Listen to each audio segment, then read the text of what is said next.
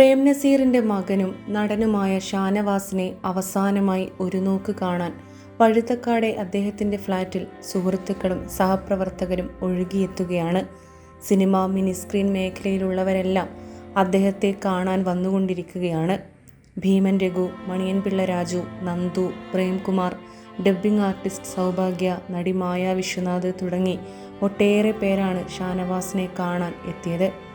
മലയാള സിനിമയിൽ ഒരു യുഗം സ്വന്തമായിട്ടുള്ള ആളാണ് നടൻ പ്രേം നസീർ. നിത്യഹരിത നായകൻ എന്ന് അദ്ദേഹത്തെ വിളിക്കപ്പെടുന്നുവെങ്കിൽ അതിന് കാരണവും അതുതന്നെയാണ്. ഒരു കാലത്ത് മലയാളികളുടെ സ്വന്തം സൂപ്പർ റൊമാൻറ്റിക് ഹീറോ ആയിരുന്ന പ്രേം നസീറിനെ ആളുകൾ തൊട്ടറിഞ്ഞത് അദ്ദേഹത്തിൻ്റെ മകൻ ഷാനവാസിലൂടെയായിരുന്നു. ആ മഹാപ്രതിഭയുടെ പ്രിയപുത്രനും വിടവാങ്ങിയിരിക്കുന്നുവെന്ന വാർത്ത ഏറെ സങ്കടത്തോടെയാണ് സിനിമാ ലോകം കേട്ടറിഞ്ഞത്. പ്രേം നസീറിൻ്റെയും ഹബീബ ബീവിയുടെയും 4 മക്കളിൽ ഏക ആൺതരിയാണ് ഷാനവാസ്. ഷാനവാസിന് 2 ചേച്ചിമാരും ഒരു അനുജത്തിയുമാണുള്ളത്. ഷാനവാസ് ഏറെ കാലമായി മലേഷ്യയിലായിരുന്നു താമസിച്ചിരുന്നത്. പ്രേം നസീറിൻ്റെ മൂത്ത സഹോദരി സുലൈഖ ബീവിയുടെ മകളാണ് ആയിഷ ബീവിയാണ് ഭാര്യ. ഷമീർ ഖാൻ, അജിത് ഖാൻ എന്നിവരാണ് മക്കൾ. ഏറെക്കുറെ മോഹൻലാലിൻ്റെ അതേ കാലഘട്ടത്തിൽ തന്നെ സിനിമയിൽ വന്നയാളാണ് ഷാനവാസും. 1981 ബാലചന്ദ്ര മേനോൻ സംവിധാനം ചെയ്ത പ്രേമഗീതങ്ങൾ എന്ന ചിത്രത്തിലൂടെയാണ് സിനിമാ രംഗത്തേക്ക് അരങ്ങേറ്റം കുറിച്ചത്. ക്യാമ്പസ് ജീവിതത്തിലെ പ്രണയകഥ പറഞ്ഞ ചിത്രത്തിൽ ഷാനവാസ് മിതത്വത്തോടെയാണ് അഭിനയിച്ചത്. ഒരു തുടക്കക്കാരനെന്ന് ആർക്കും തോന്നിപ്പിക്കാത്ത വിധത്തിലായിരുന്നു അദ്ദേഹത്തിൻ്റെ അഭിനയം. അപ്പോൾ എല്ലാവരും ഒരേ സ്വരത്തിൽ പറഞ്ഞു, അച്ഛനെ വാർത്തെടുത്ത മകനെന്ന്. നിഷ്കളങ്കമായ ഒരു ചിരിയായിരുന്നു ഷാനവാസിൻ്റെ മുഖാവരണം. 50 ദിവസത്തിലധികം നിറഞ്ഞ സദസ്സിൽ പ്രദർശിപ്പിച്ച പ്രേമഗീതങ്ങളുടെ വിജയാഘോഷ ചടങ്ങിൽ ഏറെ അഭിമാനത്തോടെയായിരുന്നു പ്രേം നസീർ മകനെക്കുറിച്ച് വാചാലനായത്.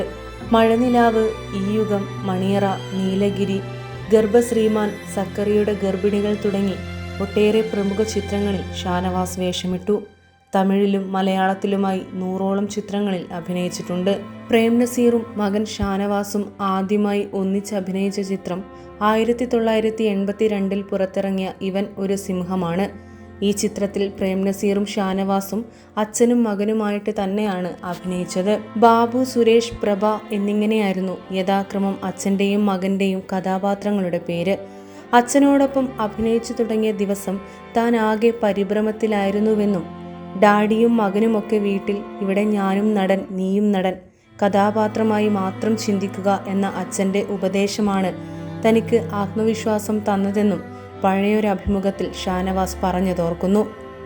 MG സോമൻ, സുകുമാരൻ, ബാലൻ K നായർ, ശ്രീവിദ്യ, പ്രതാപചന്ദ്രൻ, കൊച്ചിൻ അനീഫ, മാള അരവിന്ദൻ, സ്വപ്ന, സുമിത്ര, ജനാർദ്ദനൻ, കടുവാക്കുളം ആന്റണി, മീന, റീന എന്നിവരായിരുന്നു ഇവൻ ഒരു സിംഹത്തിലെ മറ്റ് അഭിനേതാക്കൾ.